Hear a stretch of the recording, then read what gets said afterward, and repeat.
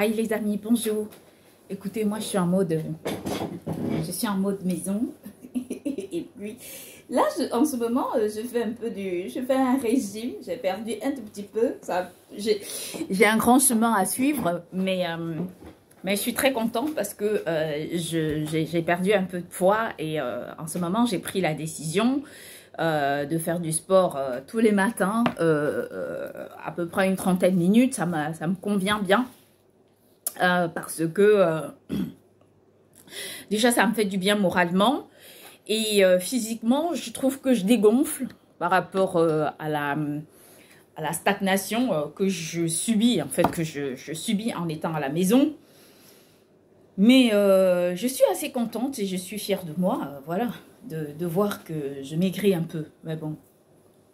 Et voilà, en même temps je reste une personne et je m'assume telle que je suis.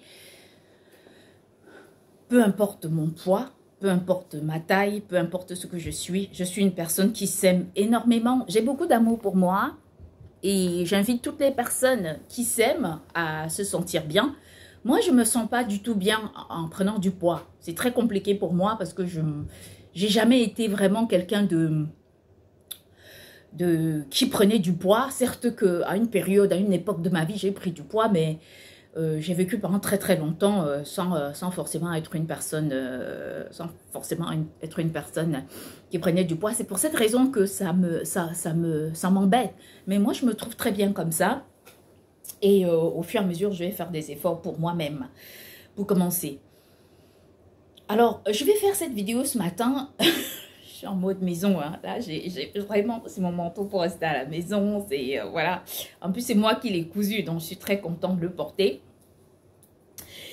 Je n'ai pas fait cette vidéo ce matin pour parler de moi. Naturellement, ça ne vous intéresse pas, parce que bon, c'est pas le but. Le but, c'est pas celui-là. Finalement, que je parle de moi ou pas, ce qui vous intéresse, c'est exactement ce que je dois dire. Et je dois vous parler d'un sujet très important ce matin. Je dois vous parler des choix divins. Et je décroise les pieds parce que c'est un sujet ultra important qui concerne Dieu. Donc moi, je décroise le pied, en fait, pour dire divin. En effet, si j'ai décidé de faire cette vidéo, c'était pour vous demander comment est-ce possible que le racisme puisse gérer le monde. Vous savez, souvent les minutes parlent dans mes vidéos. Je ne vais surtout pas regarder, je ne vais pas être influencée du tout. Je vais laisser chaque personne écouter le message divin qui va se cacher derrière cette vidéo. Et nous allons continuer. Comment est-ce que le racisme peut-il gérer le monde? Je le dis avec beaucoup de pertinence parce que je ne comprends pas comment est-ce que des personnes racistes peuvent-elles gérer le monde. Vous savez, lorsqu'on est dans une communauté pour gérer, dans une communauté de la gestion de personnes, c'est parce qu'on porte en soi cet art du rassemblement, cet art du partage et l'amour mutuel qui peut se dégager entre les unes et les autres. Voyez-vous, moi j'ai observé ce monde. Je l'ai regardé sur toutes ses coutures. On me l'a présenté de toutes les façons. Je m'en suis rendu compte qu'à chaque fois, au lieu que des gens gèrent le monde, en fait, ces personnes prennent en fait, elles passent leur temps à créer des problèmes ou encore à chercher à mettre en place des stratagèmes qui détruisaient l'équilibre des uns et des autres. Quand je pense que je soutiens le président Félix Tshisekedi, je prononce toujours mal son nom, qui m'excuse. Je lui dis, je soutiens la RDC et le Rwanda. Dans ma vidéo, on coupe la RDC parce qu'on ne veut pas que je parle de la RDC. Mais je parle de la RDC avec beaucoup de pertinence parce que si le président Paul Kagame, on ne m'a pas parlé du président Paul Kagame, j'ai eu des messages le concernant, mais bon, c'était des messages qui m'expliquaient un tout petit peu pourquoi les gens veulent absolument l'évincer. Mais encore, le président Félix Tshisekedi, on m'a dressé carrément son portrait. Le portrait, je connais le président Félix Tshisekedi. Je n'ai pas besoin d'aller au Rwanda, d'aller au Congo. Tout le monde connaît ce que c'est que le M23. C'est une catastrophe. Le M23, on le sait, qu'il ne s'agit pas d'une organisation humanitaire, humaniste ou humaine. Il s'agit d'une organisation destructrice qui n'a pitié de personne. Elle n'a ni pitié de l'enfant, de la femme, de l'homme, d'un couple et de qui que ce soit. Voyez-vous, le 23 octobre 2011, je m'étais mise avec mon mari, l'homme avec qui j'ai vécu, et en 2017, nous étions mariés. Et je me souviens que lors de notre mariage, je me mets à prier. Je me mets à prier lors de notre mariage et je prie Dieu. Mais il est à côté de moi, il ne me dit rien. Il me laisse prier. Mais je découvre plus tard qu'il n'est même pas croyant du tout et qu'il ne croit même pas en Dieu et que pour lui, que Dieu pour lui, c'est juste une sorte de, je sais pas, une passerelle, un mot de passe. Notre Dieu est beaucoup plus... Notre Dieu a créé le monde. C'est lui qui gère le monde. On peut faire ce qu'on veut. Entailler des statues, casser les bras droits, les bras gauches. Notre Dieu n'est pas un bras. Notre Dieu n'est pas une statue. Contrairement aux gens qui croient aux statues, notre Dieu, c'est Dieu. Au lieu de créer des statues, il crée des hommes. Il crée des êtres humains. Il vous crée, vous, qui le détestez pour rien. Il crée des gens qui l'aiment, qui l'adorent, qui sont courbés à ses pieds pour chanter son nom. Non pas parce qu'ils ne le méritent pas, mais parce qu'ils le méritent. Pourquoi est-ce que dans le monde, des personnes ont des prix Nobel de la paix? Mais parce que ces personnes méritent les prix Nobel de la paix. Ça veut dire que quand on apporte la paix, il faut avoir une reconnaissance. Néanmoins, le M23, moi je me marie le 18, je m'étais mariée le 18 mars 2017. Et le 23 mai, écoutez bien ce qui m'arrive, hein, parce que je veux que vous soyez témoins de ce qui se passe. Avant de partir condamner la RDC et le Rwanda, je veux que vous compreniez ce que c'est que le M23, cette organisation terroriste diabolique qui siège au cœur de notre monde. Une organisation qui vous dit que l'amour dure 7 ans, une organisation qui vous explique qu'on est capable de récupérer l'âme d'une personne, de récupérer l'âme d'une autre personne, de mélanger pour en faire un couple. Une organisation qui nous explique que désormais, les gens ne sont plus capables de se rencontrer hasardeusement. Non, pour se rencontrer, il faut créer des sortes de formules maléfiques pour que les personnes puissent se rencontrer. Moi, j'ai dit non à ça. La raison, elle est très simple. C'est pourquoi voulez-vous que j'accepte de cautionner que la guerre existe vraiment entre l'âme du Rwanda et l'âme du RDC? Moi, je vais vous dire une chose. Ces deux pays sont victimes comme moi. Alors, je vais expliquer un peu quelque chose aux gens qui ne connaissent pas une petite partie de mon histoire parce que je ne vais pas insister dessus. Ce n'était pas le but de cette vidéo. Imaginez-vous que vous vous retrouvez dans une situation.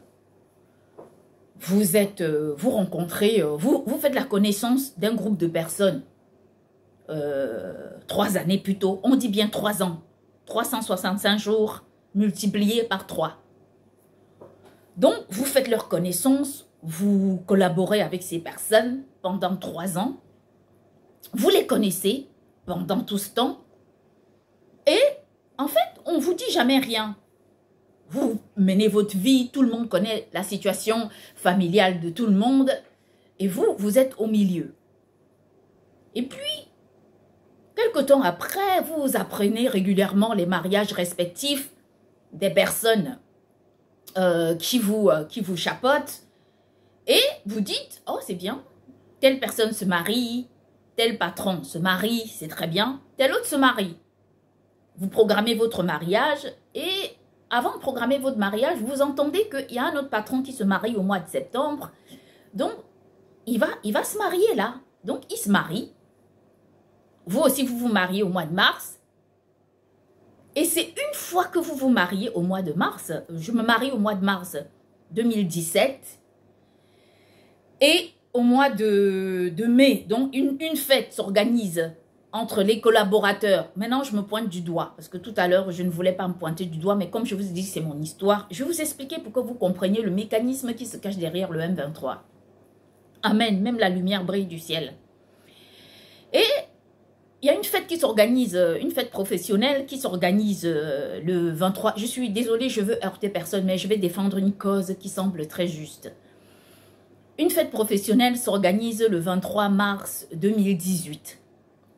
Je suis invitée et je refuse d'y aller parce que mes conditions de rémunération ne me conviennent pas. Alors je dis non, je n'y vais pas. Et malheureusement, cette soirée ne se tient pas parce qu'il y a un énorme ouragan. En fait, un ouragan qui détruit tout, qui apporte des crues, la Seine est complètement remplie. On ne sait pas qui a apporté l'ouragan, si l'ouragan est céleste ou si l'ouragan vient d'où. Moi, je n'en sais rien. Mais il y a cet ouragan qui empêche la fête. La fête doit se dérouler au mois de... La fête doit se dérouler.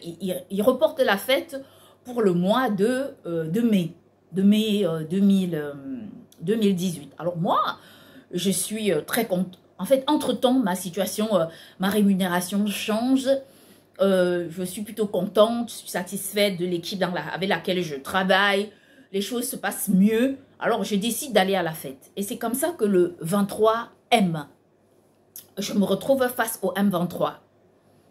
Vous savez, pour les personnes qui interviennent sur des questions dont elles ne savent pas, pour des personnes qui passent leur temps à dire ce qu'elles ne connaissent pas, je ne sais pas ce que vous savez de toute cette histoire. On dit souvent que... J'ai vu un reportage passer à la télé, on a dit que une voiture était volée toutes les 4 minutes. C'est la vérité. Parce que quand vous avez une vie, le matin, vous dites à votre mari, je t'aime à la folie. Sans toi, je ne peux pas vivre. Tu es l'amour de ma vie. Tu es ceci ou cela. Et vous allez à une fête. Le soir, vous rentrez chez vous, vous ne reconnaissez même plus votre mari. Parce qu'en fait, vous avez l'impression d'avoir été siphonné. Le problème, ce n'est pas le siphon. Le problème, ce n'est pas ça.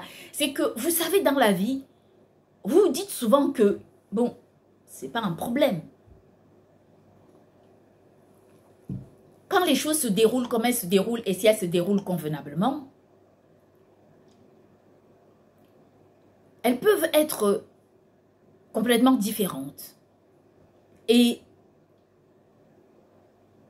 je dis ça avec beaucoup de tact parce que moi, je suis quelqu'un d'objectif. Je ne suis pas une criminelle comme ces gens du M23. Je ne suis pas une criminelle du tout. Je suis quelqu'un de vrai. Je suis quelqu'un de pur. Je suis quelqu'un d'authentique. Regardez-moi, visage découvert, je me présente devant vous. Je n'ai pas besoin de vous montrer ce que je ne suis pas. Je suis ce que je suis maintenant. Et ce qui est en moi, c'est ce que je représente. Donc, je pars toujours en évitant de blesser les gens. Parce que, vous savez, c'est très facile de blesser les personnes. Mais je ne veux blesser personne. Et donc, ce M23, je rentre chez moi, je connais plus mon mari. Et ce qui m'agace, c'est pas ça. C'est que quand on tombe amoureux de quelqu'un, moi, ma première réaction a été de tout faire pour sauver mon mariage. Ça a été ma première réaction. Ma première réaction, ça a été, je sauve mon mariage, je sauve ma famille, le reste ne m'intéresse pas. Mais comme j'avais été siphonnée par la force du M23, et pour une raison, n'arrêtez jamais de prier. J'avais arrêté de prier. j'avais arrêté de prier. Ça faisait des mois que j'avais arrêté de prier. Alors Dieu a dit, si tu veux arrêter de prier, arrête de prier, démerde-toi et tu vas voir ce qui va se passer. Donc, j'aurais jamais dû arrêter de prier et toute cette histoire ne me serait pas tombée dessus.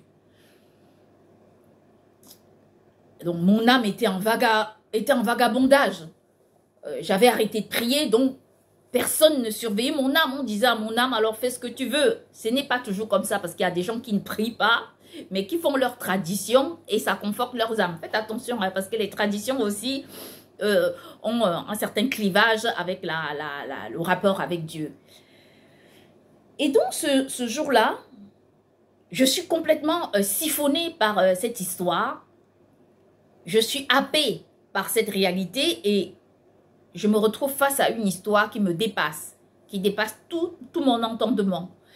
Et ce moment-là, je me décris comme quelqu'un qui était à vélo et qui s'est fait renverser par un camion. C'est comme ça que je me décris. Je dis le camion m'a bousculé. Je suis le beurre qui... Je me décris comme ça. Je veux que vous voyez un peu comment je me vois. Je suis une personne qui... comment dire? Je suis le beurre qu'on a posé en plein soleil, en plein soleil. Et le soleil a fondu le beurre. En fait, c'est comme ça que je me voyais. J'étais complètement dépassée par la situation. Quand je vous dis dépassée, j'étais complètement anéantie. Si Dieu n'était pas venu à mon aide, je vous rassure, je ne serais pas face à vous pour vous parler.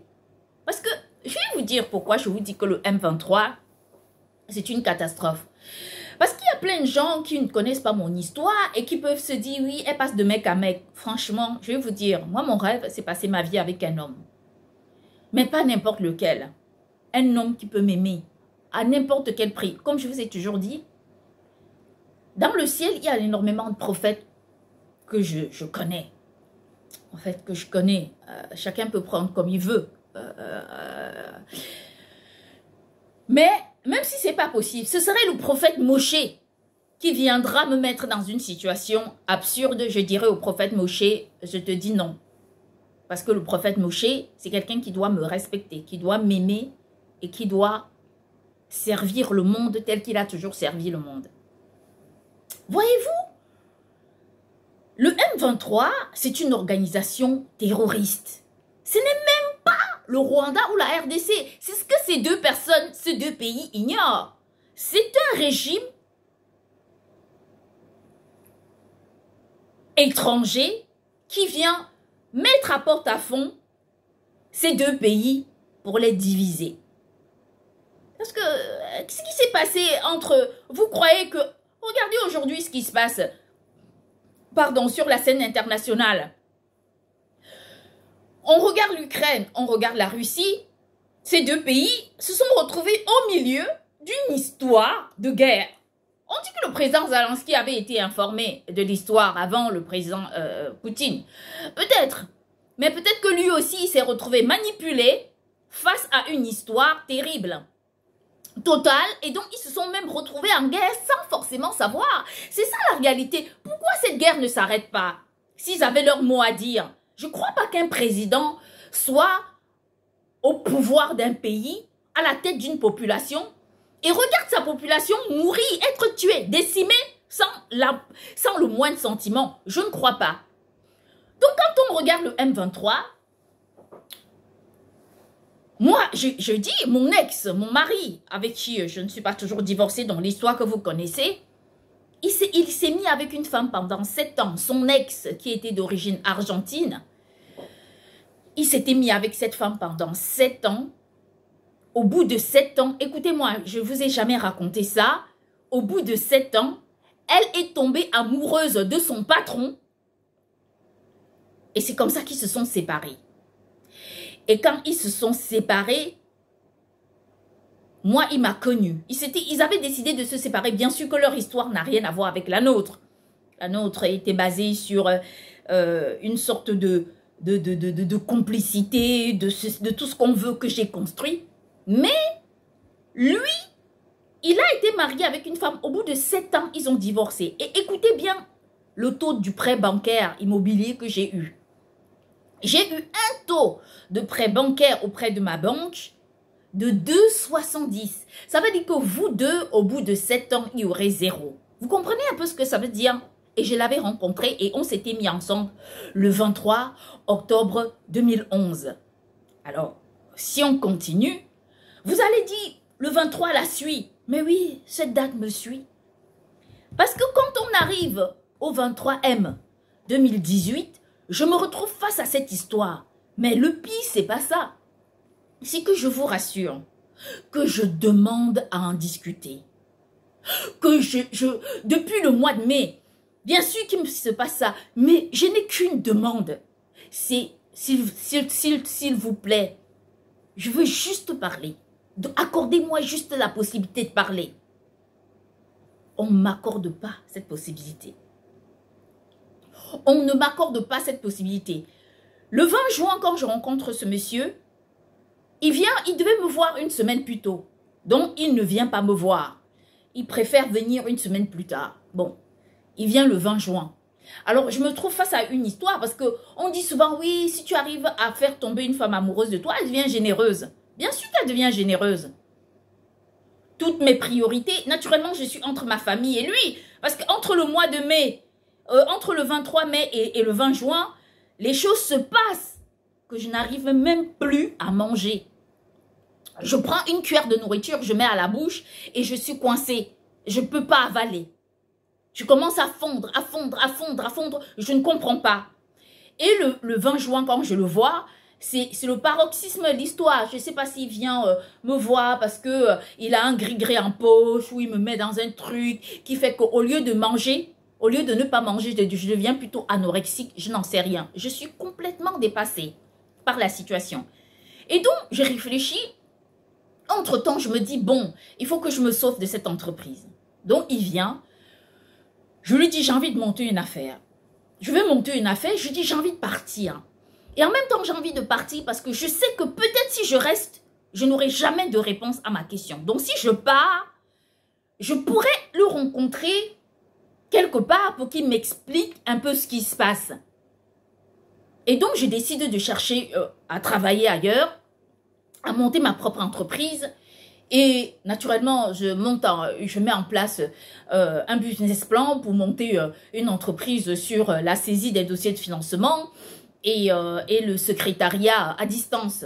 Naturellement, il y a des gens du même groupe qui m'ont siphonné mon projet. Quelque temps après, on m'envoie la pub de mon projet parce que j'avais été à la banque déposer mon business plan pour demander, parce que la banque devait me signer un document pour que j'ai l'aval. C'était tout. Pour que j'ai la caution, je crois, de 500 € ou quelque chose comme ça. Pas parce que je les manquais, mais parce que c'était une procédure. Il fallait que je passe par cette procédure. Et donc, ils ont siphonné mon projet. Je vais accuser personne, hein, mais le 20 juin, quand il sort, et ça, c'est important de reconnaître, parce qu'avec le film, on arrive à comprendre. Naturellement, il m'accorde l'autorisation. Et quand il sort du magasin pour partir, il ne se retourne pas. Il sait très bien que je le regarde. Il sait très bien que je le regarde. Il sait très bien que je veux qu'il se retourne. Il ne se tourne pas. La seule chose qu'il fait, il se tourne sur sa gauche. Il regarde à gauche comme pour me dire, regarde à gauche. C'est ce qu'il fait. Je sais que de nombreuses personnes vont les applaudir, vont l'applaudir. Mais moi, je vais dire une chose. C'est que moi, à force de regarder à droite, je suis arrivée à comprendre Dieu et tous les anges du ciel sont arrivés à me dire, c'est pas un problème, regarde à droite. C'est pas un problème. Vous tous dans le monde, vous allez regarder à gauche, mais moi, Karine, je vais regarder à droite. Parce que la force, je vais vous dire une chose, c'est pas une question de gauche ou de droite, mais parce que la force est puisée de l'intention. La force se puise de l'intention et de la croyance en Dieu. Dieu donne à qui il veut et il prend à qui il veut. Il fait ce qu'il veut quand il veut. Donc, il s'en va le 20 juin et je n'ai plus de nouvelles. Depuis le 20 juin, je n'ai plus de nouvelles. Alors, je reste, je suis dans un truc de fou. Alors, la période à la Stephen Hawking tombe sur moi. Je rêve de ceci, je rêve de cela, je rêve de machin, je rêve de trucs. Et jusque-là, ça ne change pas parce que de toutes les façons, lui, il est dans sa position de marié et moi, je suis dans ma position de marié. Seulement, dans les deux mariages, il y a un qui est plus important que l'autre. Seulement, rappelons-le, il m'a connu quand je n'étais pas mariée. Jamais ouvertement, il est venu vers moi me dire, bon, écoute, tu me plais bien, peu importe ce que tu fais. C'est notre entreprise, donc finalement, je vais écoper ce que j'écope. Mais toi, si tu n'acceptes pas, je te vire. Il aurait pu faire ça. Mais il n'a même pas eu le courage de le faire. Et moi, je lui dis, il faut que vous arrêtiez de venir sur mes pages Facebook pour déposer ceci, déposer cela, lutter pour quelque chose. Je signale, et moi, je vais dire au monde entier que s'il m'avait connu à la veille de son mariage, les gens allaient dire qu'il m'a connu à la veille de son mariage. Non, pas du tout. Il m'a connu 3 années plus tôt. 3 ans plus tôt, il avait tout. Je n'étais pas mariée. Donc, 3 ans plus tôt, il aurait pu avoir le temps de venir me dire, voilà, je suis venue te dire que. Et d'ailleurs que le soir, le jour où il refuse, parce qu'il refuse de signer mon congé, ma mise à disposition pour partir me marier. Alors, je décide d'aller le voir dans son bureau pour lui demander, mais je comprends pas. J'ai le droit, moi, au congé marital. Non, ça ne s'appelle pas comme ça, mais c'est un autre congé. Ça porte un autre nom. J'ai droit à ce congé. Pourquoi est-ce que vous me refusez ce congé? Il est assis en face de moi. Moi, je suis en face de lui. Il me regarde. Il me dit, non, ah oui, j'ai refusé de signer. Ah ouais, je me rappelais plus. Ah ouais, c'est vrai, j'ai trop de choses à gérer. Je crois qu'il me dit un truc comme ça. Je le regarde et je suis juste dépassée. Et je profite pour discuter de ma... Parce que je vais partir dans un autre magasin. Et c'est lui qui me nomme directrice de magasin. Il me dit... je vais vous dire... je vais vous dire une chose. Je suis très satisfait. Très satisfait de votre... du travail que vous faites chez nous depuis des années. On a confiance en vous. On a confiance en vous. Et vous avez toute notre confiance. Quand je dis nous, c'est avec toute la direction. En fait, il me sort un speech pareil. Je lui dis, ok, voilà, moi, je demande 3 000 € de salaire net pour un début. Et en fonction de l'évolution de l'activité, nous pourrons en discuter. Que le salaire soit à la baisse ou à la hausse, nous pourrons en discuter, mais je demande 3 000 € de salaire net. Il me dit d'accord. Il me dit, non, il n'y a pas de problème. Il signe tout, je récupère mes papiers, je m'en vais. Là, je ne me suis pas encore mariée. Non, mais vous comprenez comment les personnes peuvent être méchantes. Lui, il est marié, moi, je ne suis pas mariée. Je suis dans son bureau avec lui, il doit signer ma mise à disposition pour que j'aille me marier. Il aurait eu le temps de me dire, bon, si vous vous mariez, ce n'est pas la bonne chose. C'est pas le bon mari, c'est pas la bonne... S'il était courageux de ce qu'il est en train de... S'il était sûr de lui, il aurait pu me dire ça. Mais il signe mon congé marital pour que j'aille me marier. Et je me marie. Je l'ai quelques jours après par téléphone. Et il me dit, alors ce mariage, comment ça s'est passé? Je dis très bien, il me dit toutes mes félicitations. Je m'en vais, je fais mon travail. Comme d'habitude, je suis très en colère. Je suis très en colère. Très en colère quand je dis ça. Ce n'est pas un jeu. Je fais mon travail. J'ai souvent des réunions avec lui. Il me dit rien jusqu'à cette fameuse fête. Et je signale que je passe dans ce magasin. Je crois que j'avais fait le transfert de ce magasin à la fin d'année 2016. Et j'étais allée dans ce magasin en 2017 et je quitte ce magasin fin d'année 2017. Donc, il a encore une année pour venir dire, est-ce que je peux m'expliquer avec vous? Depuis quand est-ce que les gens ont condamné une personne qui est venue exprimer ses sentiments? Depuis quand? Mais il faut que ces sentiments soient réels. Il faut que ce soit vrai. Si c'est faux, c'est normal que les gens ne viennent pas s'exprimer. Et donc, je me retrouve dans une histoire en 2018 qui me dépasse. Je ne peux même pas me sortir de cette histoire. Je ne peux pas le voir. Je ne peux pas discuter avec lui. Je demande à le rencontrer à la dernière minute. Il me dit qu'il est occupé. Et je lui dis, mais si À la dernière minute du rendez-vous, alors il me barricade tout, je peux même plus venir je peux même plus venir à la direction. J'ai un collègue qui est contre, mais il se dit, mais Karine, mais c'est une personne tellement sérieuse qu'elle n'a même pas à vivre ça. Mes collègues sont en colère. Ils se disent, mais pour qui ils se prennent? Ils sont en colère parce que ce sont des gens qui ont travaillé avec moi. Parce que ce sont des gens qui me connaissent, ils connaissent mon sérieux. Même qu'il m'arrive de m'amuser avec eux. C'est-à-dire qu'un jour, j'ai ce collègue-là, je m'en vais ranger des trucs avec lui. Il voit mon string et il se dit, oh, Karine, arrête de montrer ton string. On était des collègues, on s'amusait comme ça, mais ça n'allait pas plus loin. Et quand il voit ma réaction, il me dit, excuse-moi, j'aurais pas dû. Des collègues avec qui on raconte des blagues, surtout que je travaille qu'avec des mecs. Et ils sont en colère. Ce collègue, lui, s'est vu quoi? Changer. On l'a changé de magasin. L'a enlevé dans le meilleur magasin pour le mettre dans un magasin moins important au niveau de la productivité. Parce que lui, il a pris mon parti. Et je sais qu'il a pris mon parti. Et comme mes collègues dans les ragots qui se disent, et ils s'arrangent à me dénigrer. Que quiconque vient leur poser une question, ils se disent, oh oui, mais Karine, il faut savoir, ce collègue, il faut savoir pourquoi est-ce qu'ils lui ont changé de magasin, parce que lui n'a pas été d'accord. D'autant plus que peut-être qu'il avait vu leurs intentions. Quand ils m'ont changé de magasin, et quand j'ai eu mon transfert pour aller devenir directrice de magasin d'un contrat que je n'ai jamais reçu, j'ai réquisitionné mon contrat plusieurs fois, je n'ai jamais eu un contrat, excepté un email qui faisait allusion à. Ce collègue a dit, tant que Karine sera là-bas et qu'elle ne me dise pas je reste, je ne donnerai jamais sa place à qui que ce soit.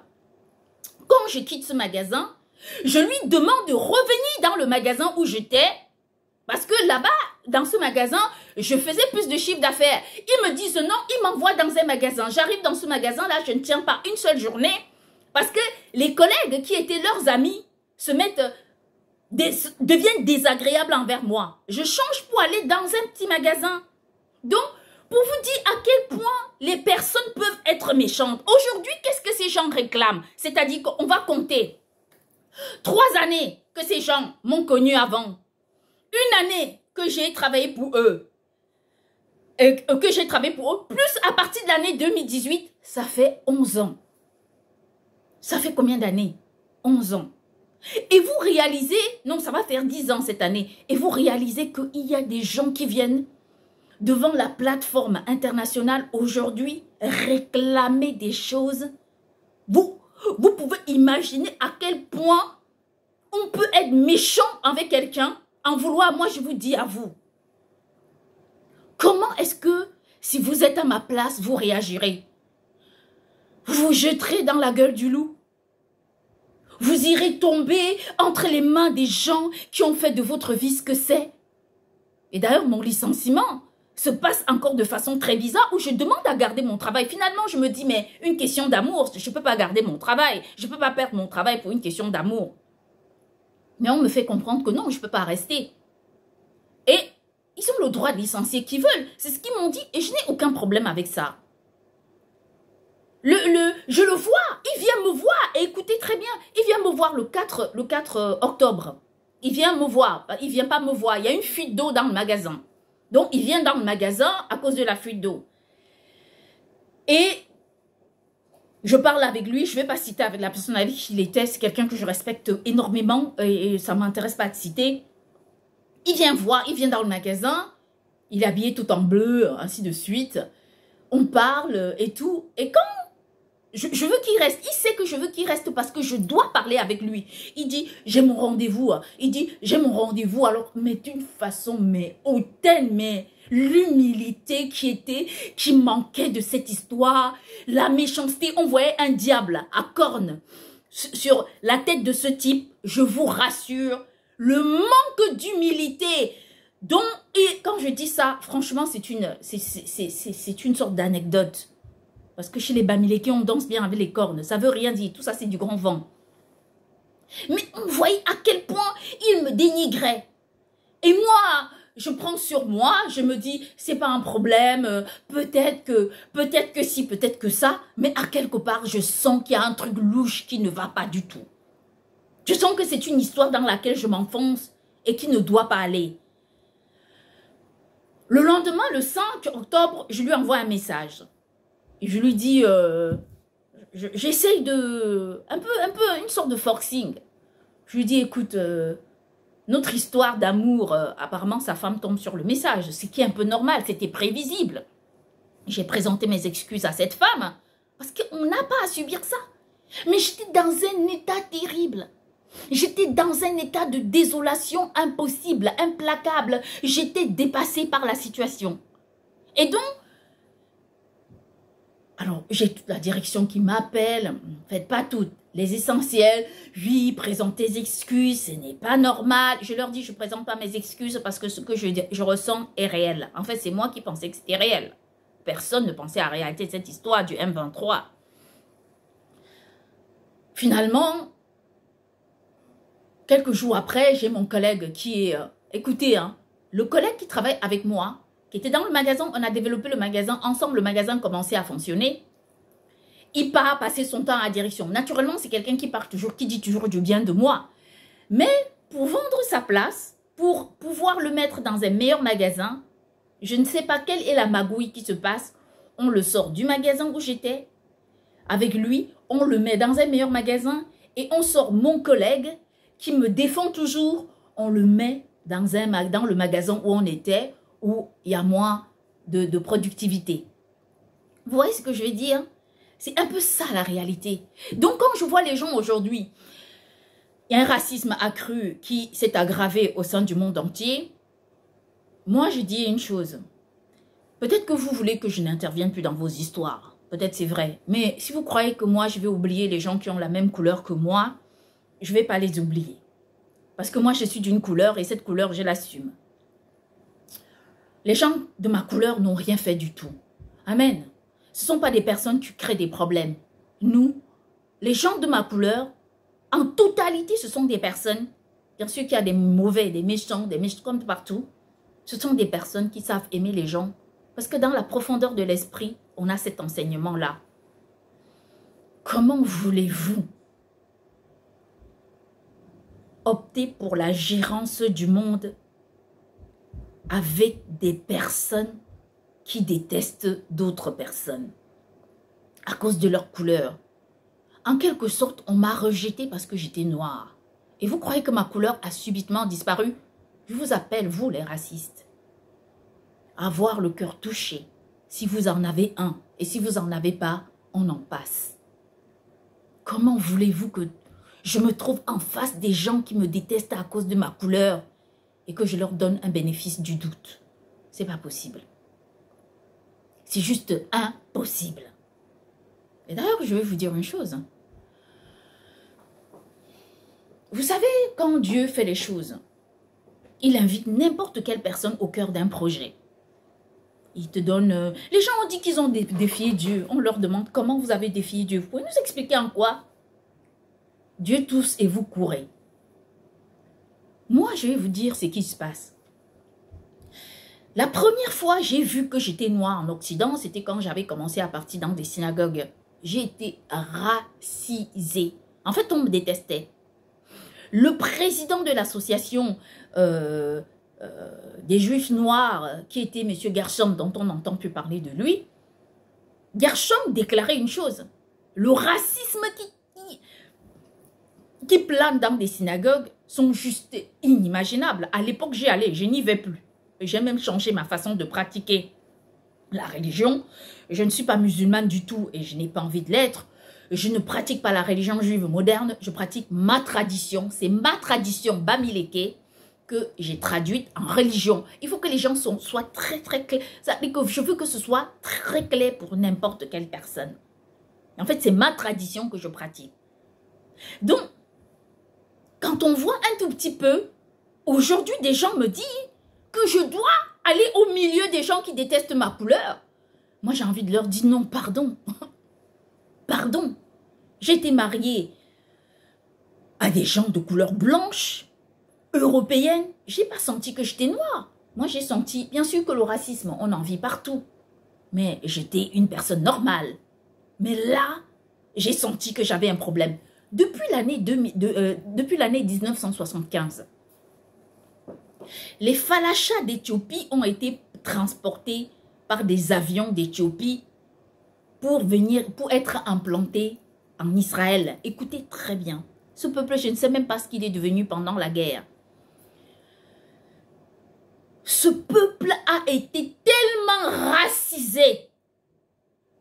Ils avaient des synagogues, amen, ils avaient des synagogues avec des tôles. Ils avaient construit des tôles dans des pays où on dit qu'il y a la high-tech, où on dit que les projets, il y a de la grande technologie, ainsi de suite. Ces gens avaient leur synagogue dans les huttes, Ils ne pouvaient même pas ouvrir un restaurant. Je vais vous dire le titre d'un film que vous allez partir regarder. C'est 3 mariages de trop. Dans ce film-là, c'est une dame qui assiste au mariage de ses ex. Et à un moment donné, elle doit donner le sang. C'est un film purement et simplement raciste qu'il faut que vous alliez regarder pour comprendre un peu vos positions.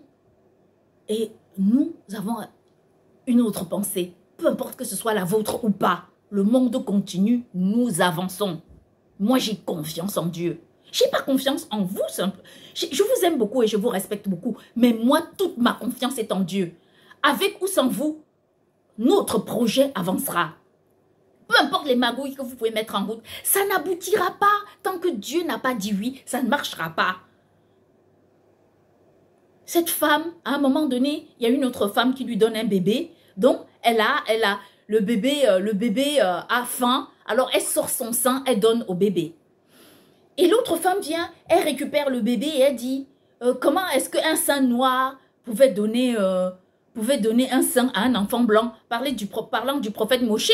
Parce qu'à l'époque, il ne fallait surtout pas savoir que le prophète Moshe était un noir. On nous a fait croire que le prophète Moshe était un blanc. Qu'est-ce que ça fait? S'il y a bien quelqu'un à qui on pouvait rendre hommage dans ce monde, c'est le prophète Moshe. Mais peu importe que les gens le reconnaissent ou ne le reconnaissent pas, ça change quoi? Ça change quoi que le prophète Moshe restera avec ou sans, il restera le prophète Moshe, avec ou sans les personnes qui le reconnaissent ou non, il restera le prophète Moshe. Que vous l'aimiez, que vous ne l'aimiez pas. C'est comme les gens qui disent, on n'aime pas Dieu, Dieu s'en fiche. Lui continue sa route. Vous ne l'aimez pas, tant pis pour vous. On s'en fout, on continue notre chemin sans vous. Et puis, quand on regarde ce film, on voit le racisme, on entend le racisme. Et à un moment donné, il y a une scène où ils disent, ils ont même ouvert un restaurant. C'est-à-dire que les falachas d'Éthiopie ne pouvaient même pas monter un restaurant entre eux. Depuis l'année 1975.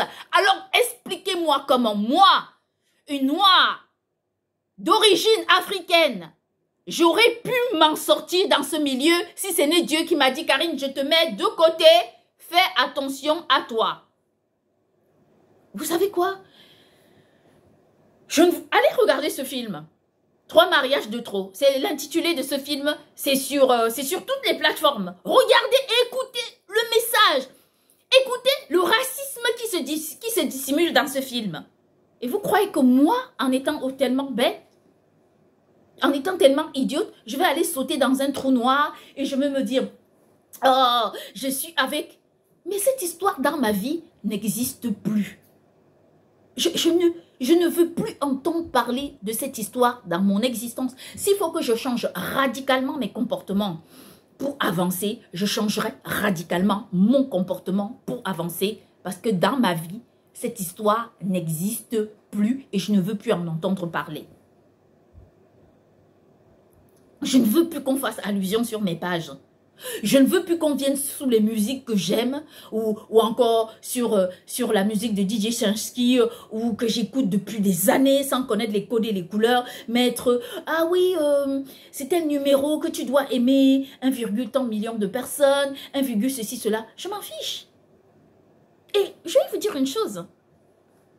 Je ne suis pas en train de vous supplier. Et jamais je ne vous supplierai. Mais il y a une chose qui est sûre et certaine, c'est que le projet du monde doit avancer, qu'on le veut, amen. Que vous le vouliez ou non. Ça, c'est une réalité. C'est-à-dire que les gens qui se disent on va créer le racisme, on va les mettre de côté. Et quand je leur dis qu'on va leur mettre de côté, on va les mettre de côté, on va avancer sans le racisme. Moi, je ne suis pas dans le racisme. Je me fiche de la couleur des gens. Je me fiche éperdument de savoir si quelqu'un est... J'ai eu une révélation divine l'autre jour et...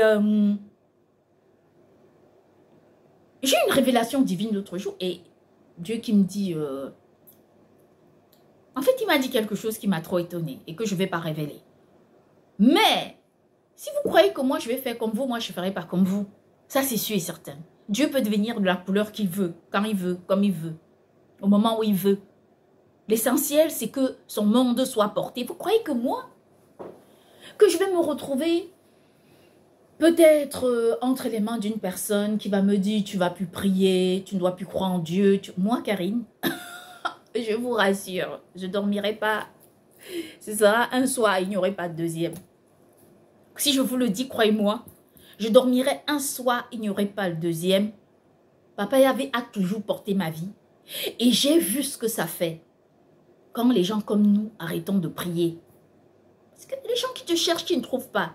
Ils cherchent par-ci, par-là, ils ne te trouvent pas. Ils te trouvent vraiment au moment où il ne faut pas te trouver. Et vous croyez qu'aujourd'hui... Ce monsieur, il a eu pitié de moi, disant non, ça a été une employée modèle, on ne peut pas lui faire ça. Non, ils n'ont pas eu pitié de moi. Ils n'ont même pas eu pitié de moi. Non, non, ils s'en fichent. Moi, j'étais une proie à abattre.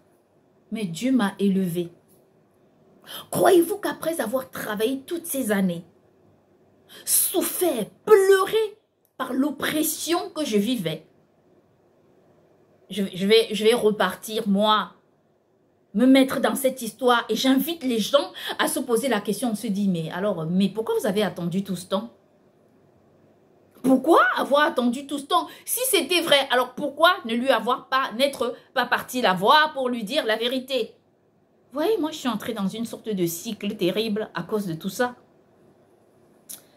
Et donc cette vidéo, je vais la compléter par le sujet crucial. Donc j'en venais, moi j'ai dit aux racistes, soyez racistes si vous voulez. C'est pas un problème. Mais ne faites pas du mal aux personnes. Si vous ne voulez pas d'eux, vous avez aussi la possibilité de les renvoyer dans des pays africains. Aujourd'hui, les Africains sont tout à fait en capacité de recevoir les personnes que d'autres personnes ne veulent pas. L'Afrique n'est pas gorgée de gratte-ciel. L'Afrique n'est pas gorgée de tout ce qu'on veut. L'Afrique a des espaces libres. Et les Africains savent accueillir d'autres personnes. Vous savez pourquoi je vous dis ça à visage découvert? Je vous le dis parce que vous êtes dans la méchanceté. Quand je regarde aujourd'hui ce que vit le peuple noir, comment vous les traitez à cause de toute l'aide que j'ai apportée au monde grâce à ma foi en Dieu, je me dis que c'est méchant. Je me dis que c'est méchant parce que vous n'avez pas à faire ça. Parce qu'on ne peut pas construire le monde sur la division. Pourquoi vous voulez que je sois comme vous? Non, je ne suis pas comme vous. Je vais vous dire pourquoi. Parce que mon fils est métis. Mon fils est métis. Et l'histoire même de mon fils fait que il est hors de question que je me range du côté des racistes. Ce sont des pourris. Les racistes sont des pourris. Ce sont des personnes pourries. Moi, je ne peux pas être raciste. Vous croyez que si moi, je rencontre deux personnes qui me traitent, une personne qui est blanche, blond, yeux bleus, tout ce qu'on peut raconter, qui me traite bien, et une personne noire qui est complètement pourrie, je vais choisir un pourri? Non. Mais vous pensez que je rencontre un homme qui soit noir, beau, incroyable, gentil, adorable, aimant, et avec un blanc complètement pourri, vous croyez que je vais choisir le blanc pourri? Non, mais prenez-moi pour une naze. Parlons comme ça, pour se faire comprendre. Prenez-moi pour ce que vous voulez. Donc non. Comme on dit souvent, l'être humain sait tirer la couverture de son côté. Je tire la couverture quand il fait froid. Chacun veut se couvrir. Moi aussi, je vais me couvrir. Mais pas aller là où on va me tuer, me couper la tête, jeter ma tête dans une sorte d'eau où dès qu'on pêche le poisson, On va jeter le poisson dans la mare. En fait, j'ai entendu ça. Et d'autres disent, on va lui couper la tête. Regardez les interviews. Hein. Peut-être je vois mal. Regardez les interviews. Récemment, j'ai regardé une interview à la télé. Et il y avait un rabbin, je compte par cycle de religion, il y avait un chrétien et il y avait un imam. À un moment donné, j'ai regardé, c'est dans mon historique, ils sont en train de parler et à un moment donné, je vois un geste du rabbin qui fait comme ça. Donc, il fait un geste comme ça, parlant de quelque chose. Et je me sens un peu concernée. Je ne dis pas que le rabbin va me couper la tête, hein. Non. Si quelqu'un veut me couper la tête, Dieu va d'abord commencer par lui couper la tête. Et c'est comme ça. Moi, non. Le Tout-Puissant est avec moi et il veillera toujours sur moi. Et il bénira toujours ceux qui me bénissent et il maudira toujours ceux qui me maudissent. Donc, je dis ça pour que vous puissiez comprendre qu'avant de planter le racisme dans le monde, je vous en prie, amen, il faut réussir à comprendre ce que vous êtes en train de faire. Parce que moi, je ne veux pas être votre complice. Et quand je vous dis que si vous ne voulez pas des personnes noires, est-ce que vous pensez que je suis en train de dire oui, je veux mettre à la tête l'exode, mais vous êtes complètement fou. Le monde a déjà été tracé. Le monde a été créé. C'est vous qui voulez bousculer les frontières du monde. Bousculer les frontières du monde, faites ce que vous voulez, mais c'est uniquement votre problème. C'est uniquement votre problème. Les frontières du monde ont déjà été créées, ont déjà été mises en place. Donc si vous voulez dire, passer par Nathalie Yamb, qui dit, oui, ils se sont dit que puisque ce sont eux qui avaient tracé ces traîtres de l'Afrique, qui portent la carte de l'Afrique, c'est une carte qui est comme ça. Bon, je dessine pas forcément correctement, je suis nulle en dessin. La carte de l'Afrique qui forme quelque chose comme ça. Bon, je ne montre pas mon dessin parce qu'il n'est pas très beau. Je suis nulle en dessin. Elle porte la carte de l'Afrique sur son doigt de merde. Je le dis en connaissance de cause. Moi, j'engueule Nathalie Yamb et je lui dis, Nathalie Yamb, je t'emmerde. Je t'emmerde. De porter la carte de l'Afrique à l'envers. Amen. De dire, puisqu'ils ont compris que les territoires du monde de l'Afrique ont été tracés par eux, c'est la traître de l'Afrique. Les Ivoiriens ont bien fait de la chasser de la Côte d'Ivoire. Amen. Et il faut la chasser du Cameroun. Cette fille ne doit plus parler de l'Afrique. C'est une traître. Elle sert tout sauf l'Afrique. Nathalie Yamb, cette Nathalie Yamb-là, c'est juste impossible. Elle veut se faire un nom. Elle va d'abord commencer à changer le sens de l'Afrique. Vous avez vu comment elle porte le sens de l'Afrique sur son doigt? Vous avez vu comment elle fait? C'est une catastrophe. Cette femme, c'est une catastrophe. Au début, les âmes sensibles l'écoutent. On se dit, ah oui, non, elle est bien, elle est non, non, non, non, non, non, non. Nathalie Yamb, c'est un danger pour l'Afrique. C'est un danger pour l'Afrique. De là à partir chercher une carte de la géographie de l'Afrique, dit, oui, mais puisque ce sont des colons qui avaient tracé la carte de l'Afrique, ils se sont dit que l'Afrique leur appartient. Depuis quand l'Afrique appartient aux colons? L'Afrique porte un peuple qui est le peuple africain. Et ce peuple-là, c'est un peuple de Dieu comme tous les autres peuples à travers le monde. Peu importe qu'ils soient d'accord ou pas. Ils ont compris que Dieu n'a pas besoin de leur demander ce que je fais ou ce que je ne fais pas. Dieu fait quand il veut, comme il voit, au moment où il entend. Donc, ils ont compris ça. Moi, j'ai porté ce message pour leur dire que tu régnes Dieu ou pas, ça ne change rien du fait qu'il soit dans le ciel. Qui viendra lui demander des comptes? Personne. Il fera ce qu'il voudra, quand il voudra, comme il voudra, au moment où il voudra. C'est comme ça.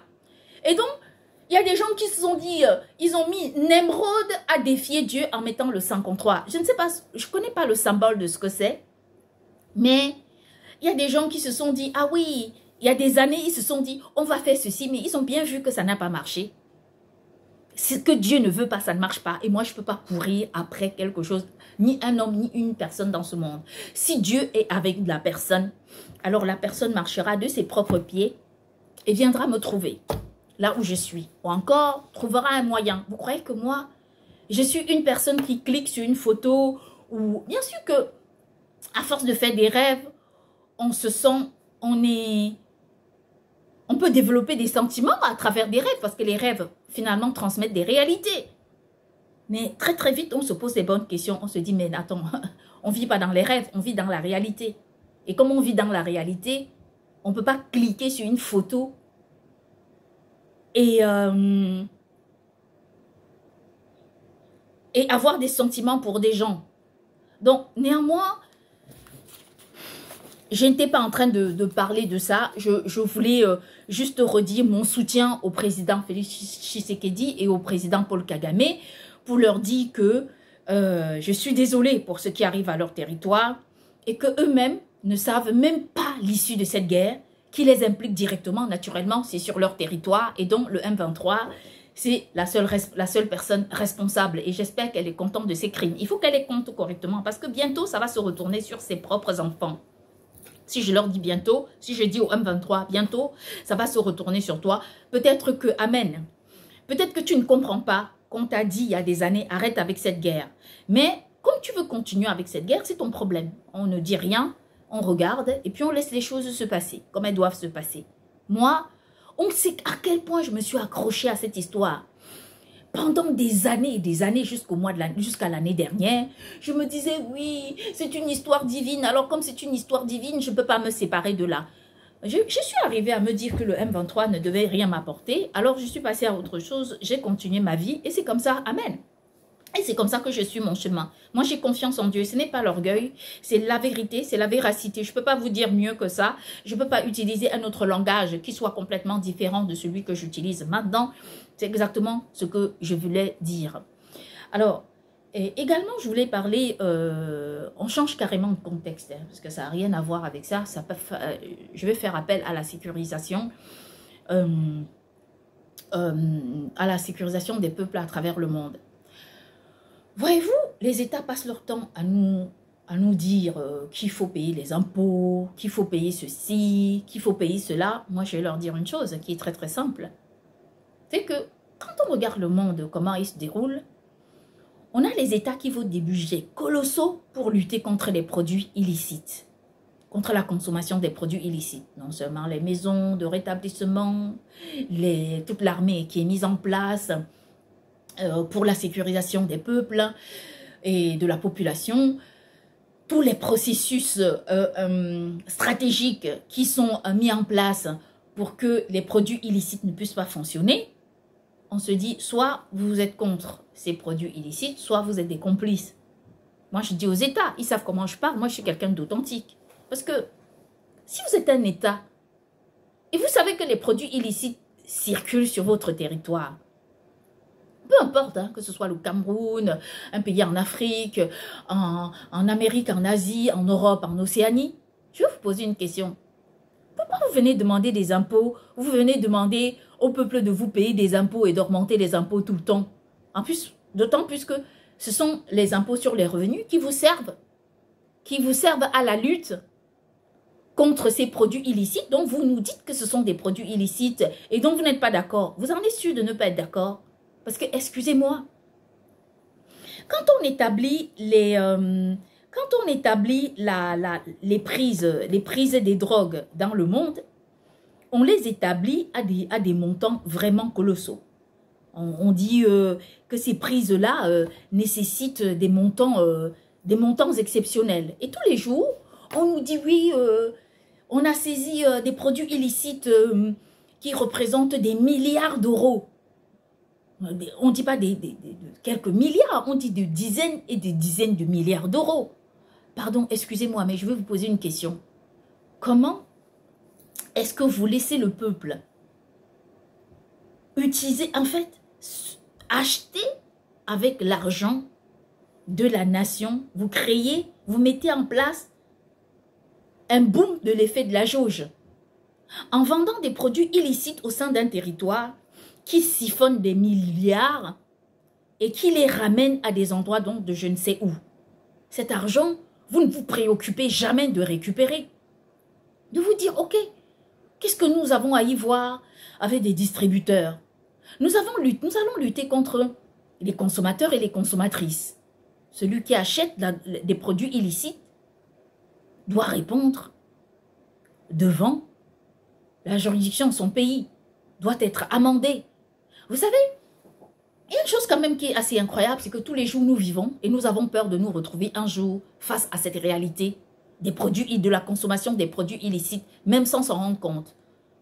Ça fait des années qu'il y a des boissons que je n'en prends pas parce que j'ai peur de me retrouver face à des situations contradictoires de mon organisme. Moi, je fais partie de ces personnes qui mangeaient presque du 100% bio parce que je fais attention à mon corps et parce que je soutiens la filière bio. Parce qu'on dit à ces gens, pourquoi au lieu de faire de vendre des produits illicites, vous ne pouvez pas fabriquer, vous ne pouvez pas, je sais pas, créer des terres et produire des produits bio et nous vendre à des prix incroyables, on les achètera tant que ce sont des bons produits. Quand on avait fait appel à cette possibilité, qu'est-ce que vous avez fait? Vous avez commencé à nous vendre des bananes pourries qui ne tenaient pas et qui n'avaient rien de bio. Vous avez détruit tout le marché du bio. Et on s'est retrouvé face en train de manger des aliments complètement chimiqués. Et vous dites on lutte contre les produits illicites et en même temps vous introduisez les produits chimiques au sein de la consommation. C'est-à-dire que vous êtes conscient du fait qu'on prenne des produits chimiques, qu'on verse sur un aliment qui tue des bêtes, mais qui va aussi dans le corps de l'être humain.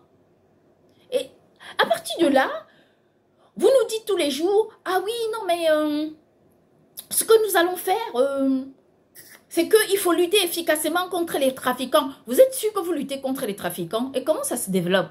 Le trafiquant, c'est un commerçant. Et les consommateurs sont des milliards à travers le monde. On est, allez, je vais dire dans le monde aujourd'hui, on est de milliards de personnes. Nous représentons 2 milliards de personnes. Alors si à partir du moment où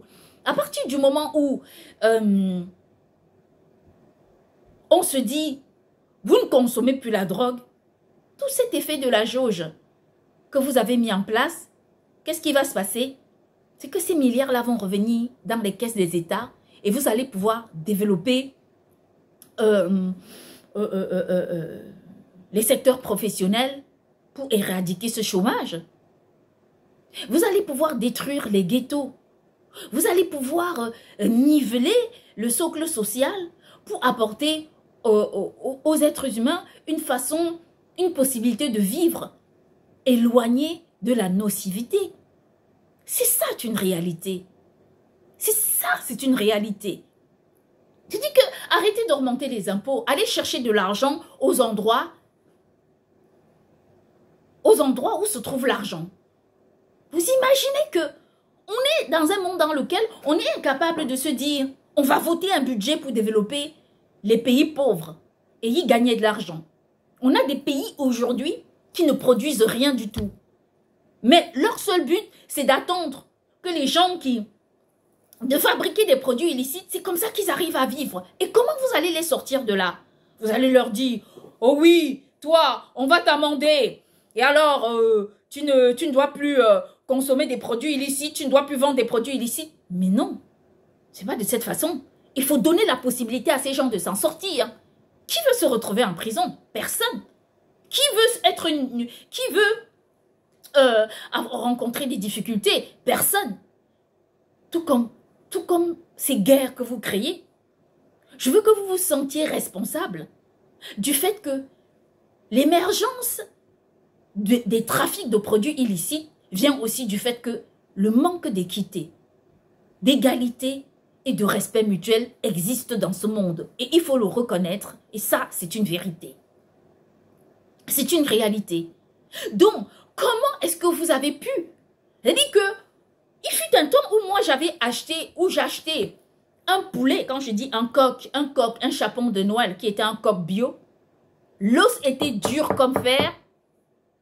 J'avais acheté ce coq je sais pas, je crois que ce coq coûtait à peu près 75 €.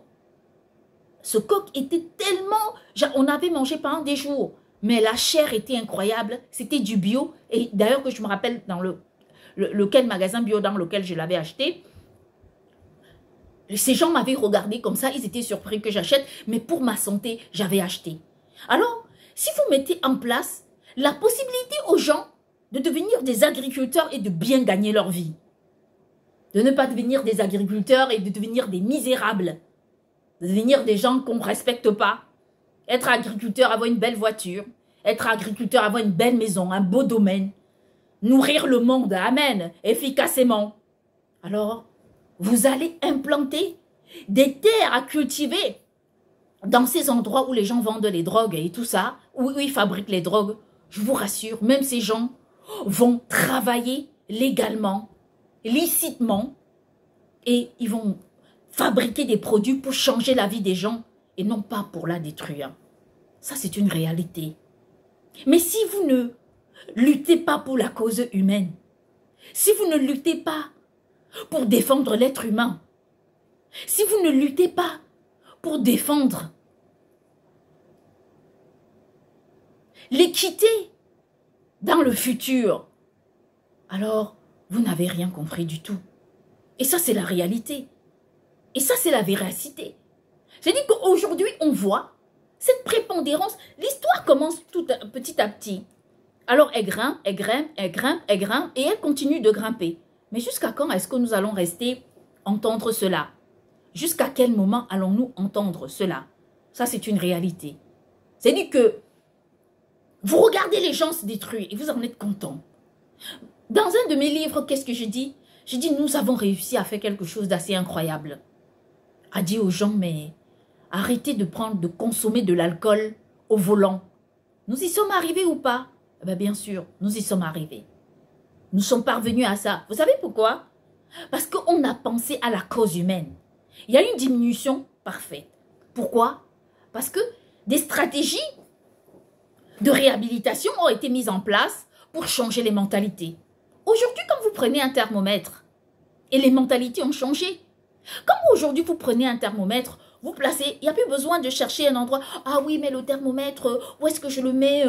Il faut le couvrir un peu avec une couverture pour savoir où est-ce qu'on va trouver la bonne température. Non, vous prenez le thermomètre, vous passez juste sur le front. Et qu'est-ce qui se passe? Vous avez la température de quelqu'un. Si il faut lutter contre les produits, la consommation des produits illicites pour sauver la vie des gens, vous ne pensez pas que Pierre Palmade aurait été sauvé s'il savait que si je consomme la drogue, si je passe à un feu, il y a un détecteur de produits illicites. Si je passe devant un commerce, il y a un détecteur de produits illicites. Si j'entre dans ma voiture, je vais sentir qu'il y a un détecteur de produits illicites. Non seulement Pierre Palmade aurait pu ne pas se retrouver condamné ou en prison, mais le bébé qui avait été mort aurait pu être sauvé. Ça, c'est une réalité de la lutte contre la consommation des produits illicites. On en parle sans citer Amy Winehouse, cette femme qui chantait de façon assez incroyable. Elle a trépassé. À cause de quoi?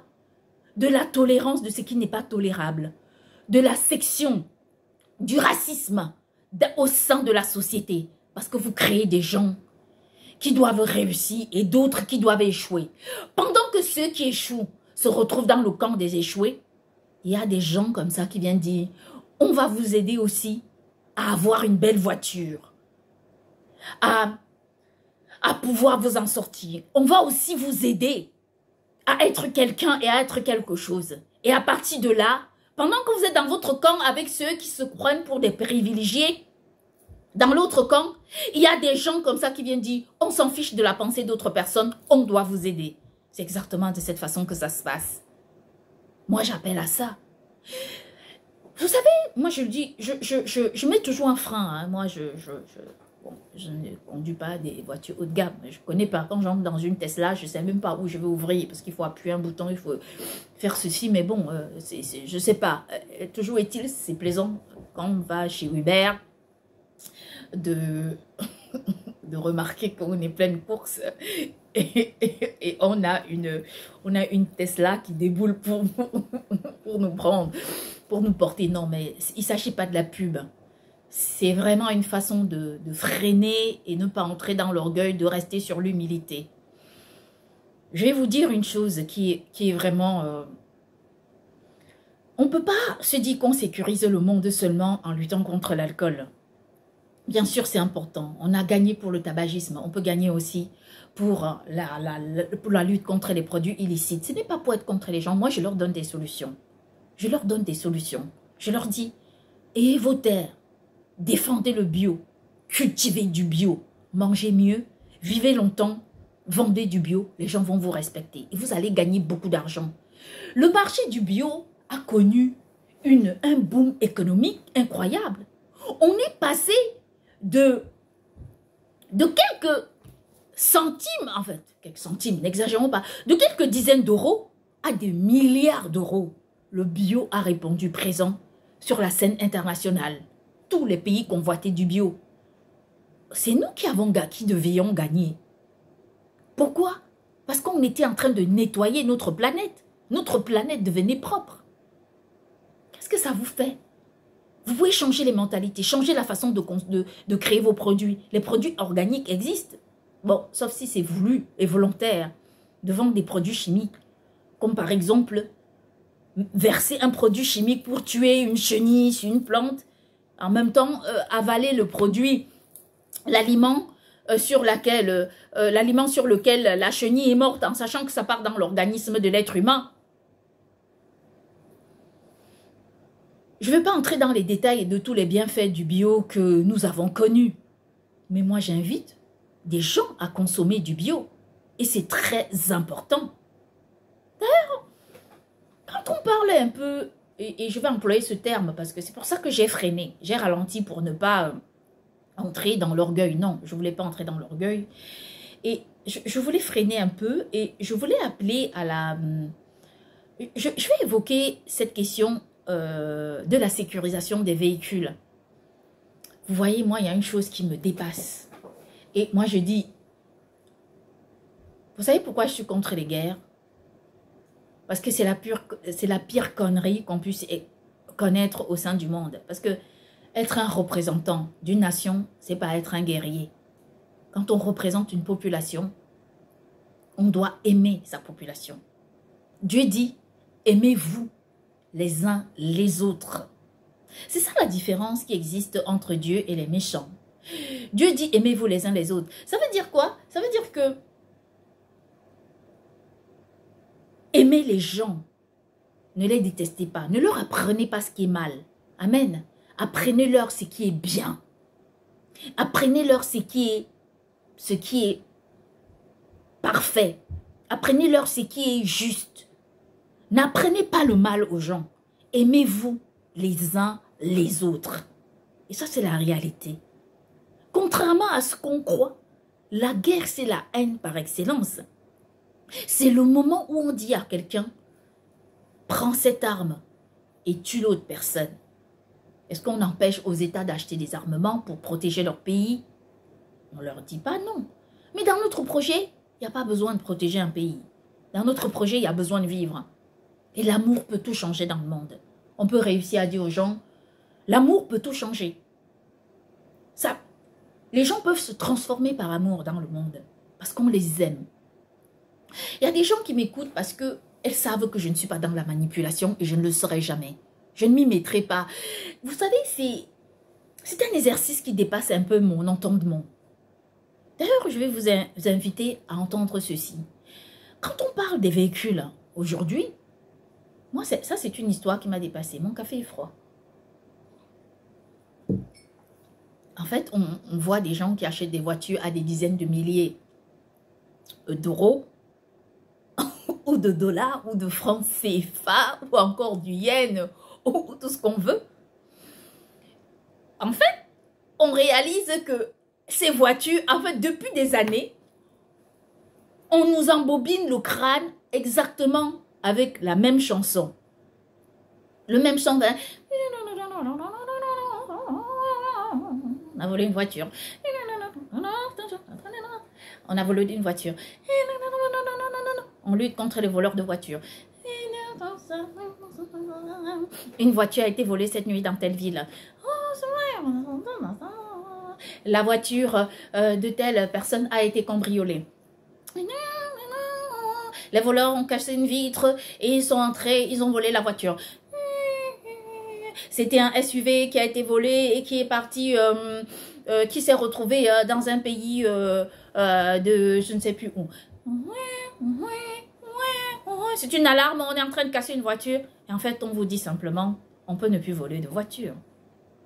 Comment est-ce que des gens peuvent sortir de dizaines de milliers d'euros pour acheter une voiture et cela faire voler comme une sorte de, je ne sais plus, comme je ne sais plus quoi.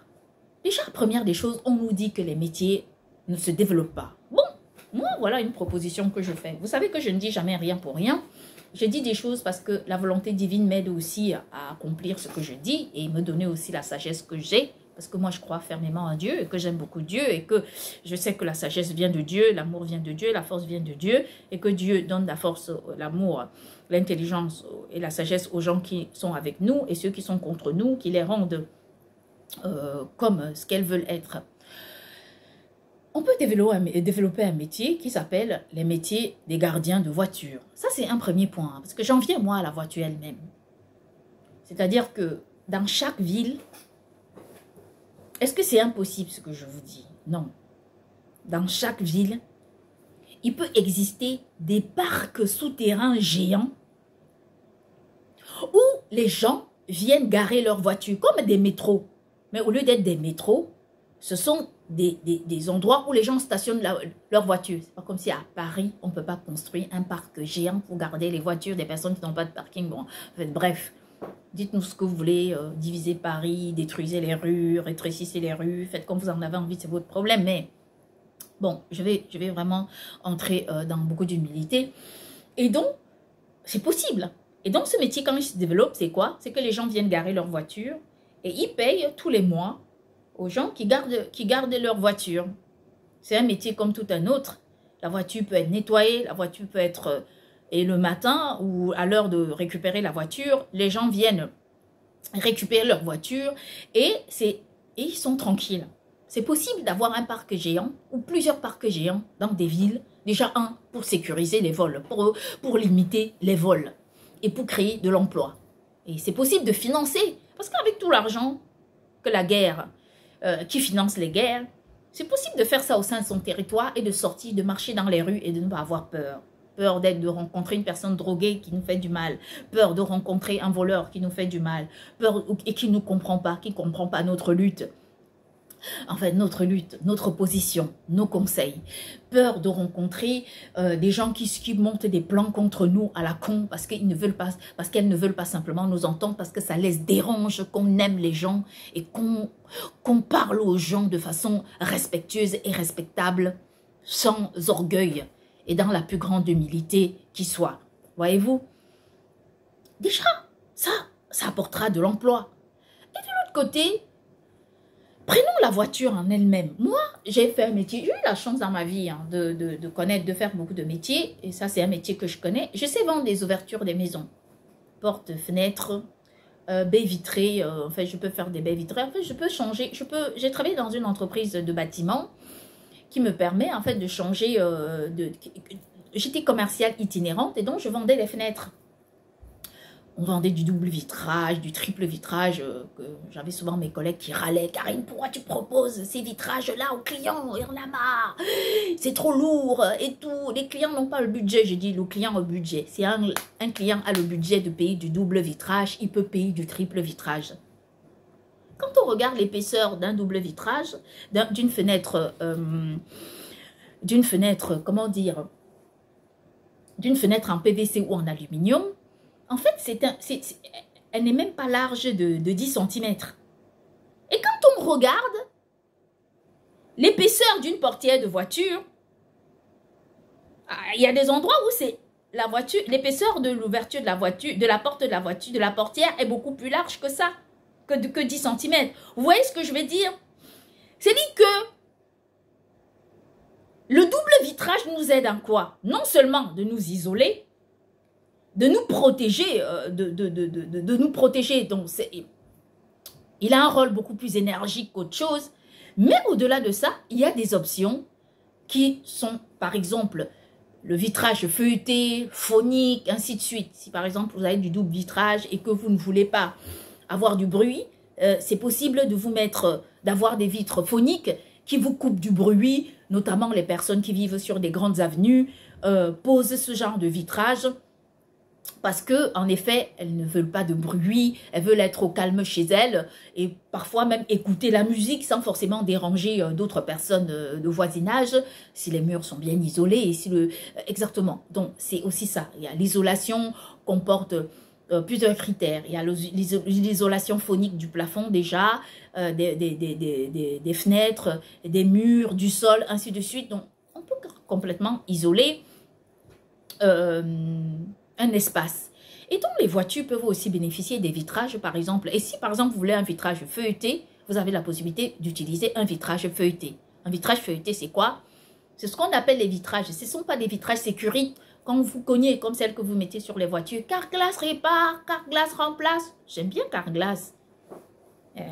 Vous cognez une voiture et la voiture prend le temps en fait de tomber. En fait, c'est feuilleté, mais c'est pas feuilleté avec sécurité. On parle de là, du sécurité. Ce sont des verres dans lesquels il y a une injection, le mot m'était venu, d'un produit. Ils injectent un produit dans le verre et ça permet au verre de résister à la casse. Ça veut dire quoi? Ça veut dire que non seulement ce verre est flexible et malléable au moment de la fabrication, mais en plus, les concessionnaires de véhicules peuvent opter pour ce genre de verre. Comment est-ce que vous pouvez faire des voitures? Déjà, les personnes qui achètent des voitures à des dizaines de milliers d'euros n'ont même pas la possibilité de choisir des options comme par exemple un vitrage sécurité où personne ne peut casser le vitrage. Ça veut dire que pour casser un vitrage sécurité, et d'ailleurs si vous écoutez cette vidéo et vous vivez dans des zones difficiles, il faut placer chez vous des vitrages sécurité.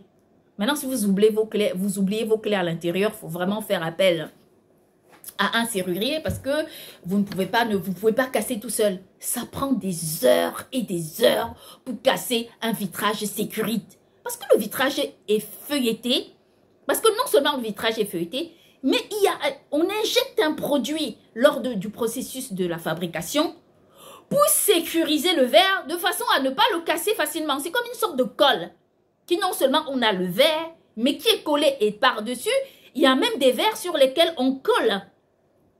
On colle des films pour les sécuriser. Mais c'est toujours préférable de prendre des verres sécurisés qui permettent, vous mettez un verre sécurisé sur votre voiture, je vous rassure que le voleur, il prendra du temps. Il prendra du temps pour casser. Ça lui prendra des heures et des heures pour casser. Il sera découragé, il s'en ira. Il s'en ira tellement il sera découragé. Comment voulez-vous augmenter un panier moyen? Les concessionnaires doivent prendre en compte cette réalité, moderniser la sécurisation des voitures, changer la réalité de l'utilisation d'une voiture. Vous avez quelqu'un qui achète une voiture à de milliers d'euros, à de dizaines de milliers d'euros, et on entend à la télé, une voiture est volée toutes les minutes, toutes les 4 minutes, une voiture. Mais attendez, oui, d'accord, mais moi, Karine, dans ma conception de l'évolution, sincèrement, je vous le dis en toute humilité, je n'ai pas envie d'entendre un discours pareil. Je veux pas. Je veux qu'on me dise cette voiture était sécurisée de façon optimale, mais a été volée. Prenons le cas pour des vitres blindées. Pourquoi? Quelqu'un qui achète une voiture à des dizaines de milliers d'euros ne peut pas acheter une voiture avec des vitres blindées. Demandez-vous pourquoi la personne ne peut pas. C'est possible, c'est tout à fait possible. Donc, si là c'est possible, si une voiture blindée, si une voiture porte des vitres blindées, ça veut dire que c'est aussi possible d'avoir une voiture, de choisir une option avec des vitres blindées. Pourquoi vous pensez que c'est trop cher pour des gens? Ok, proposez l'option, vous serez surpris et vous augmenterez vos paniers moyens et vous changerez le regard sur l'utilisation du véhicule. Autrement dit, on dit, moi le pire, c'est qu'ils sont passés par le pneu, donc ils ont arraché la jante.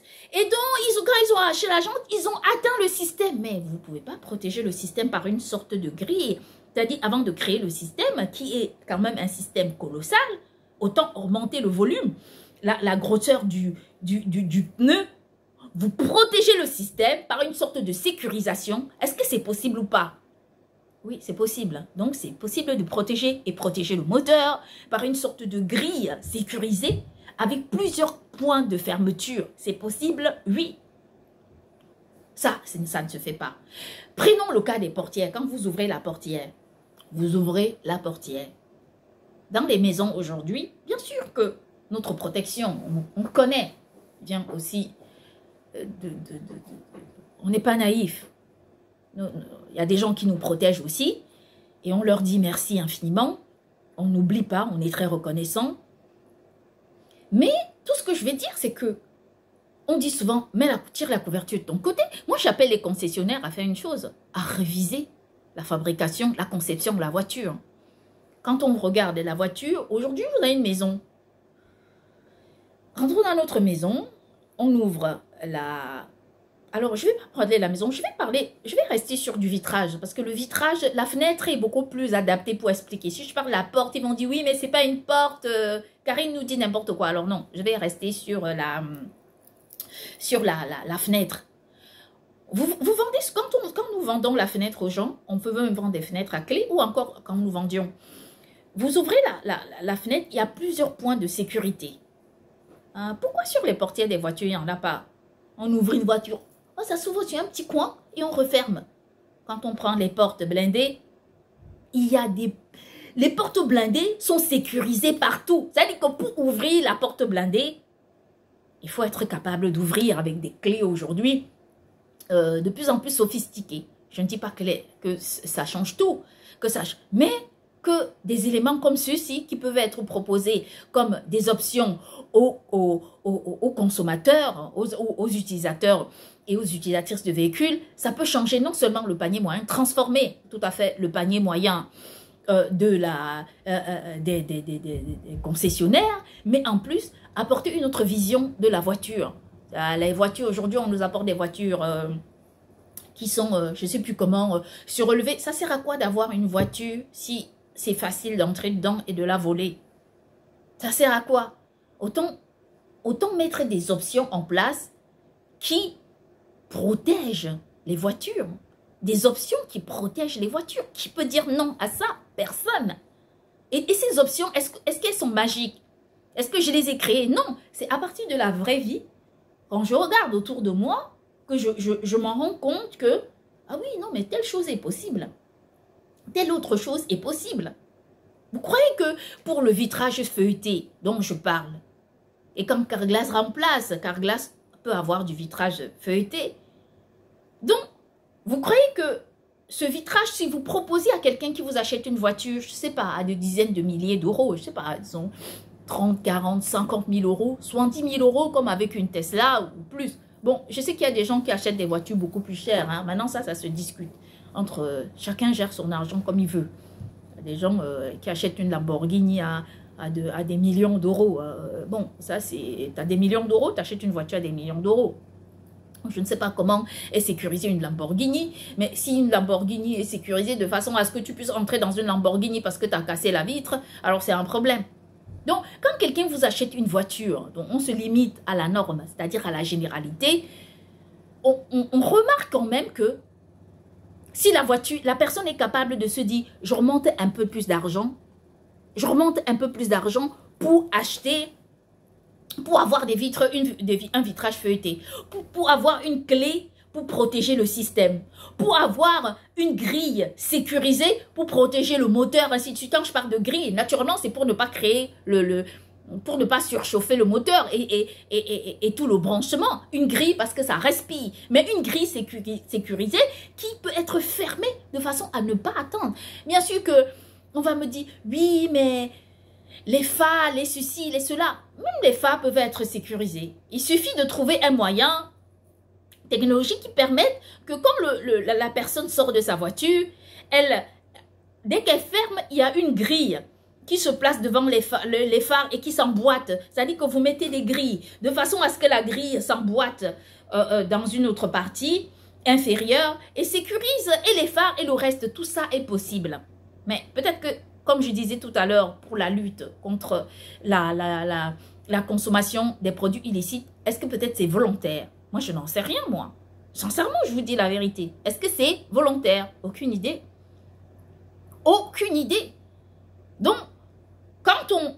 Moi, je veux bien que dans des cabinets de concession, que les gens réfléchissent la voiture du futur comme une voiture sécurisée. Vous croyez que quelqu'un viendra sortir de dizaines de milliers d'euros et vous dira « Ah oui, non, mais il faut acheter telle voiture, je vais acheter telle voiture. » Vous allez dire « Oui, vitre feuilletée, ouverture automatique, anti-brouillard, anti tout ce que vous voulez, toutes les options que vous pouvez donner. » Et vous allez oublier la sécurisation. Ça veut dire que vraiment, la sécurisation du véhicule. Il faut penser à la sécurisation. Ça sert à quoi de vendre une voiture qui doit être volée?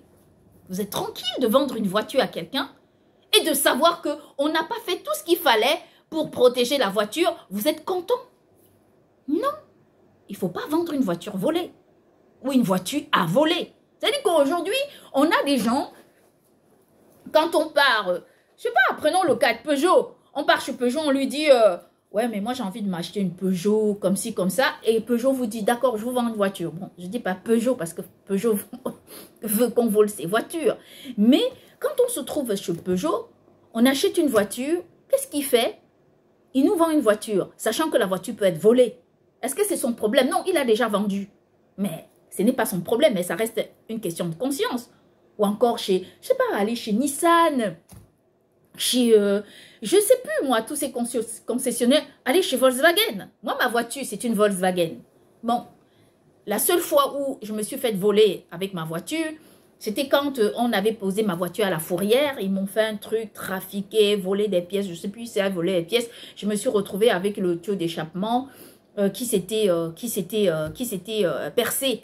J'ai été chez Volkswagen pour réparer, pour faire réparer mon tuyau d'échappement. Moi, j'ai une voiture de chez Volkswagen. Maintenant, je ne suis pas en train de vanter les marques des voitures. Il existe des voitures de toutes marques. Il y a des RAV4, il y a des Jeep Check, il y a je sais pas moi, des Porsche, des Ford. Il existe énormément de voitures. Je ne veux pas citer toutes les marques. Je ne suis pas là pour ça. Mais je dis qu'il faut penser à la sécurisation de la voiture. Revoyez la voiture du futur comme étant une sorte de porte à sécuriser, comme étant un espace avec des portes à sécuriser, avec des fenêtres à protéger. Voilà. Sincèrement, c'est ce que je vais vous dire. Et moi, je ne suis pas contre vous, je suis avec vous. Ceux qui pensent que je suis contre eux, moi, ce n'est pas mon problème. Ce sont des personnes qui sont déjà contre moi, sans que je ne sache la raison. Moi, ce n'est pas un problème. Ça, c'est ce qui me vient et c'est ce que je vous dis. Et pas parce que je suis idiote, parce que je suis aussi intelligente et parce que je cherche à comprendre et parce que je suis aussi sensible aux problèmes du monde. Et parce que Dieu aussi voit ma sensibilité. Il se dit, bon, ben, on va t'aider un peu, on va t'aider à résoudre, voilà, à t'exprimer parce que c'est ultra important. Voilà, moi, c'est tout ce que je peux vous dire aujourd'hui. Les amis, je vous souhaite une très bonne journée.